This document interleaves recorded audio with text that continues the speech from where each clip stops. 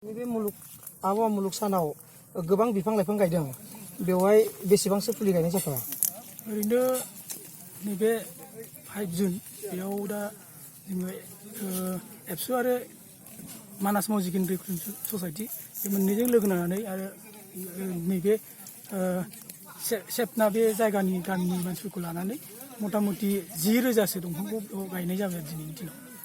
आच्छा नोंथांखौ national award मोनदों होनना बुंदों बे एवार्डनि मुङा मा? बे नेशनेल एवार्डआ इउपि गभर्नमेन्टनिफ्राय इयुथ लिडारशिप हिसाबै होनाय जादों। बेखौ माने इउपि गभर्नमेन्टआ जायनाखि इन्डियायावनो जायफोर इयुथफोरा माने सोरबा गोबां बिथिङाव आरो सोरबा कनजारभेसन बिथिङाव सोरबा रिसार्चनि बिथिङाव जायफ्रानाखि नांथाबनानै दङ बिसोरखौ डेभेलप खालामनो थाखाय मटिभेट खालामनो थाखाय बेखौ इउपि गभर्नमेन्टनिफ्राय बेखौ रिकगनाइज होनानै बेखौ एवार्डखौ होनाय जादों। नोंथाङा मा हाबा मावनो थाखाय बे बान्थाखौ मोननो हादों?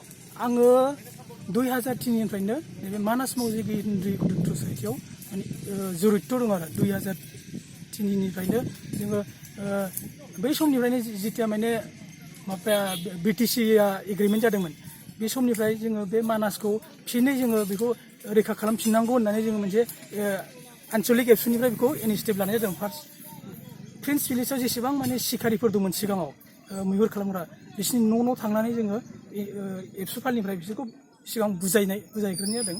माने जोंनो हाग्राखौ मानो नांगौ, जिब जुनारखौ मानो नांगौ, जिब जुनार थायोबादि मा जागोन आरो बिफां लाइफां गैयाबा मा जागोन बेखौ बिसोरखौ बुजायनानै बिसोरखौ माने फिन जायफोरा सिखारिमोन बिसोरखौनो संरैखाथिनि खामानियाव बिसोरखौ बाहायनाय जादों आरो। आथिखालाव बेसेबां रैखाथि दं मानासआ? मथा मथि दा मानासखौ बुंनो थाङोबा मथा मथि 90%आनो सेफ आरो 90%। दा मथा मथि 3 बोसोरनि बारबाय मथा मथि खुनु पस्टिं जायाखै। बिनि सिगाङाव बुहुत पस्टिं जादोंमोन।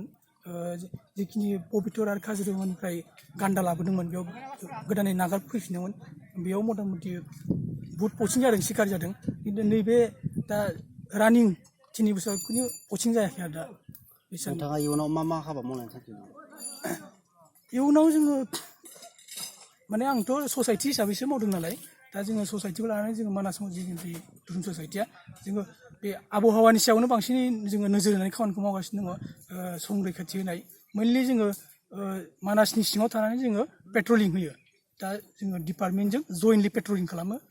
सिङावनो थानानै जोङो जयेन्ट पेट्रलिं खालामनानै आरो बिदिनो माखासे जोङो एवारनेस केम्पेइन बानायो गामिफ्राव बा स्कुल लेभेल कलेज लेभेल बेफोराव जोङो एवारनेस केम्पेइन बानायनाय जायो आरो। दिनैनि बे दंफां गायनाया माबायदि लाब जागोन होनना सानो सुबुंनि?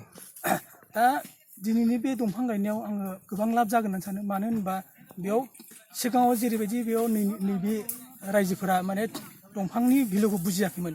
दिनै बिसोरो गावसोरनो ओंखारबोदों रायजोफोरा गावसोरनो सिगाङावबो मोनसे बेयाव एवारनेस केम्पेइन जाखांबाय। मथा मथि 6 माससो सिगाङाव बेयाव रायजोफ्रानो गावसोरनो जागृत जानानै माने जोंखौ लेंहरनानै गावसोरनो बे एवारनेस केम्पेइनखौ बानायहोदों। दा बे हिसाबै आङो बेयाव रायजोफोराबो बेयाव माने बे दंफांनि संरैखाथिखौ होगोन आरो गासैबो जोङो बेखौ होनांगोन। दा आंनि हिसाबै दा बियो गोबां लाब जागोन। मानो होनबा जोङो फांसे दंफां थायोबासो जोङो अक्सिजेन मोनो। दंफांनिफ्राय जोङो हा सिङाव थानाय जि दै बियो दैनि लेभेल जोङो जाय लोंनाय दैखौ जों मोनो आरो जाय दंफां थायोब्लासो दाउमा दाउसाया थांना थानो हायो।